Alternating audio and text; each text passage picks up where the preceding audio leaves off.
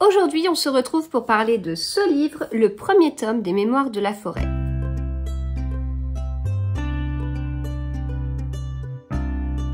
Bonjour à tous, j'espère que vous allez bien. On se retrouve dans un nouveau format que je vais tester. J'ai besoin de vos avis du coup pour savoir si ça vous plaît ou pas. Au lieu d'avoir des podcasts lecture dans lesquels je vous parle de 4, 5 ou 6 livres, on va faire des avis lecture dans lesquels je vais vous parler d'un seul livre. Et donc aujourd'hui, on se retrouve avec ce premier tome, Les souvenirs de Ferdinand Taupe, des Mémoires de la forêt, que vous devez certainement connaître. C'est un livre de Michael Brun-Arnaud, publié chez École des loisirs, qui paraît étrangement livre jeunesse, je vous le confirme, mais c'est très surprenant quand on me connaît. Pourquoi est-ce que j'ai lu ce livre? Eh bien parce qu'en fait j'ai reçu le tome 4 il n'y a pas très longtemps, et cette série me titillait depuis un moment. J'ai eu la chance de recevoir chacun des tomes en service de presse, et j'y étais jamais allée parce que justement c'était de la littérature jeunesse.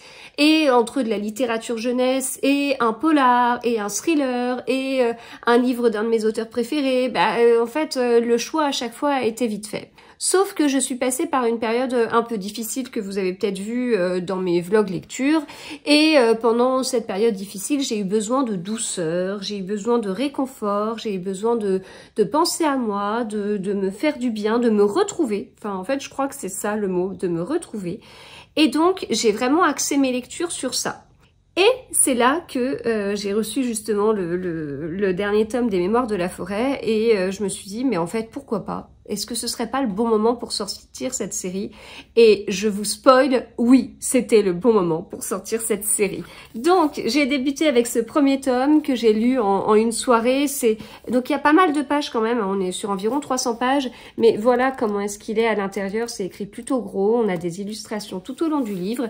C'est un livre conseillé à partir de 9 ans. Mais Michael Brun-Arnaud a commenté sur l'un de mes posts à quelqu'un qui demandait à partir de quel âge. Je disais de 9 ans jusqu'à 99 ans. C'est vraiment un livre qu'on lit avec plaisir, même à mon âge. Donc moi, j'ai pas tout à fait 40 ans. Et j'ai beaucoup apprécié. J'ai été même très agréablement surprise. Bon, déjà, les illustrations sont juste superbes. On le voit sur la couverture, mais tout au long du livre, on a des illustrations en lien avec ce qui se passe tout au long de l'histoire. Et donc, c'est trop beau. Ce sont vraiment... j'essaie de vous trouver quelques illustrations qui me parlent. Ah oui, celle-là, j'ai beaucoup aimé. Parce qu'elle est vraiment avec la partie de l'histoire où on avait cette petite souris. Oui, mais ça, c'est marrant. Rien que de revoir les illustrations, je me replonge dans certains moments du livre, en fait. Je suis pas fan de tous les types d'illustrations, mais alors là, totalement.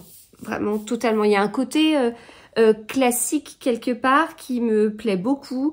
Les couleurs, elles sont très belles, donc totalement fan des illustrations.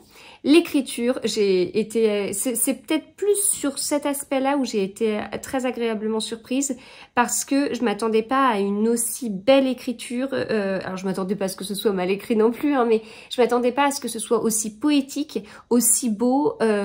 Là, dans ce tome-là, on va parler de la maladie d'Alzheimer, mais en fait, on dit pas maladie d'Alzheimer, on dit la maladie de l'oubli-tout.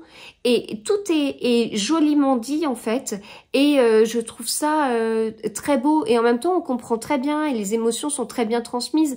L'objectif, c'est pas de mettre des œillères ou de faire la technique de l'autruche pour pas voir les soucis, pas du tout. Ils sont là, mais c'est juste qu'on les présente d'une jolie façon, et vraiment, il y a de très très beaux passages, et ça a été un vrai régal. Et totalement en lien avec la période que je vivais, enfin en lien. Quand je dis c'est tout à fait la réponse à la période que je vivais, les chapitres sont globalement courts et puis entrecoupés de ces magnifiques illustrations. Enfin voilà, ça a été un régal. Et donc dans cette histoire, eh bien on a Archibald Renard qui tient une librairie. Et en fait, dans sa librairie, il n'y a pas 50 exemplaires de chaque livre, il y en a un. Et en fait, il a Ferdinand Taupe, pardon, donc on le voit, les souvenirs de Ferdinand Taupe, qui a la maladie de l'oubli-tout. Et il veut retrouver le livre qu'il a écrit, dans lequel il a mis toutes ses mémoires, en fait. Et sauf que ce livre, eh bien, il vient d'être vendu. Et donc, on va avoir Archibald Renard qui va accompagner Ferdinand Taupe dans cette recherche de cet exemplaire. Et donc, ils vont passer d'étape en étape. Et moi qui adore les polars, j'ai même émis quelques hypothèses en fait sur la fin en me disant mais peut-être que ça va se passer comme ça ou comme ça. J'ai pas vu la fin venir.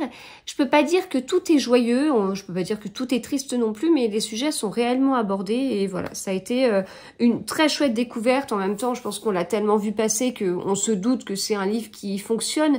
Mais jusqu'à présent, je pensais que c'était un livre qui fonctionnait, mais pas pour moi. Et ben si. Voilà, c'est pour moi. Ça sert à rien de les laisser de côté pour ma grande. Donc elle a déjà lu ce tome 1. Ou d'attendre que ma dernière les lise ou je ne sais quoi. Non, non, non, c'est bon, c'est pour moi.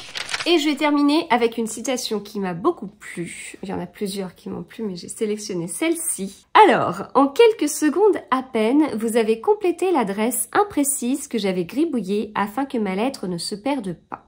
Vous avez fixé le rabat avec une pointe de colle pour que mes mots ne s'envolent pas au vent.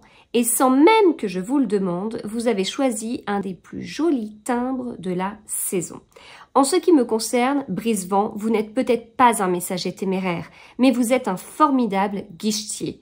L'audace, ce n'est pas de se forcer à faire ce que l'on n'aime pas faire, c'est d'avoir le courage de changer les choses.